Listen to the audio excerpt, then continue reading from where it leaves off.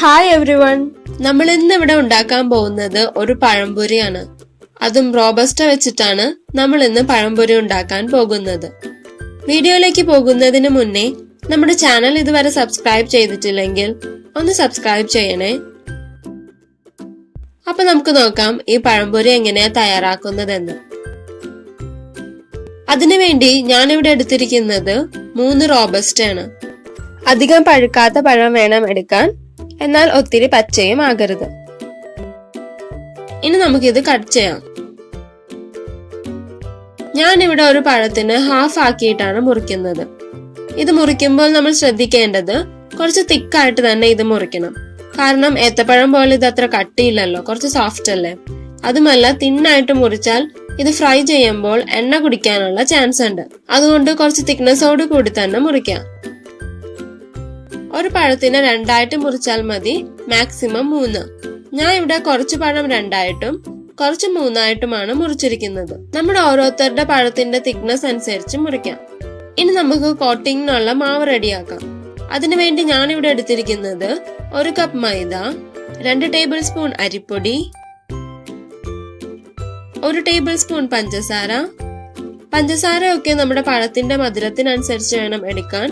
ഞാൻ ഇവിടെ എടുത്തിരിക്കുന്ന പഴം കുറച്ച് മധുരമുണ്ട്, അതുകൊണ്ട് ഞാൻ 1 ടേബിൾ സ്പൂണേ ചേർക്കുന്നുള്ളൂ. നിങ്ങൾക്ക് 1 മുതൽ 2 ടേബിൾ സ്പൂൺ വരെ ആകാം.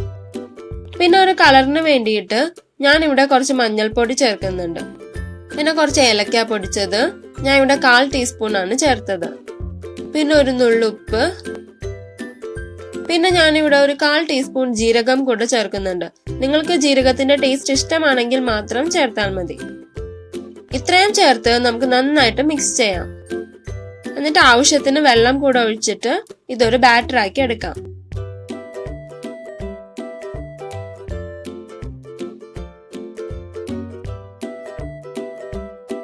എനിക്കിവിടെ മാവിൽ കുറച്ച് കളർ കുറവായിട്ടാണ് തോന്നുന്നത്, അതുകൊണ്ട് ഞാൻ ഇത്രയും കൂടെ മഞ്ഞൾപ്പൊടി ആഡ് ചെയ്യുവാണ്.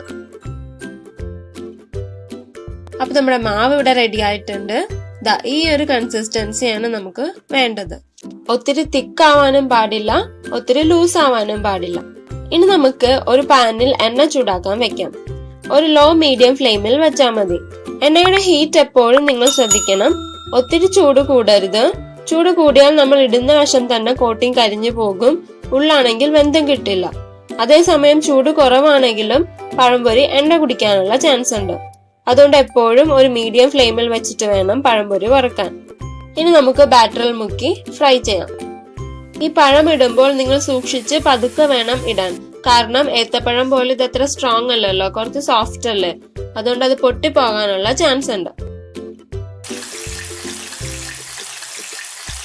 നമ്മൾ ഇട്ടിട്ട് 1 മിനിറ്റ് കഴിയുമ്പോൾ ഫ്ലിപ്പ് ചെയ്യാം. എന്നിട്ട് ഒരു 3-4 മിനിറ്റ് 2 വശവും ഫ്രൈ ചെയ്തെടുക്കാം. ബാക്കിയും കൂടെ നമുക്ക് ഫ്രൈ ചെയ്യാം.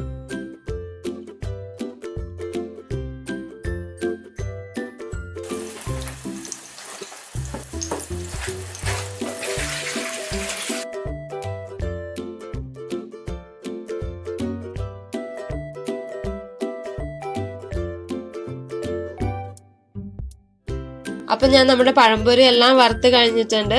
നല്ല പെർഫെക്റ്റ് ആയി വന്നിട്ടുണ്ട്. ഇത് ഉണ്ടാക്കുമ്പോൾ നമ്മൾ ശ്രദ്ധിക്കേണ്ടത് പഴം കുറച്ച് തിക്നെസ്സോട് കൂടി തന്നെ മുറിക്കണം. അപ്പൊ ഏത്തപ്പഴം ഒക്കെ കിട്ടാത്തവർ ഇത് തീർച്ചയായിട്ടും ട്രൈ ചെയ്ത് നോക്കണം.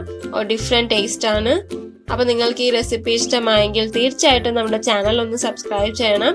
കൂടെ അടുത്തുള്ള ആ ബെൽ ബട്ടൺ കൂടി ഒന്ന് എനേബിൾ ചെയ്യുക. അപ്പൊ ഞാൻ ഇടുന്ന വീഡിയോസ് ഒന്നും മിസ് ചെയ്യാതെ നിങ്ങൾക്ക് കാണാൻ സാധിക്കും. So until next recipe, by.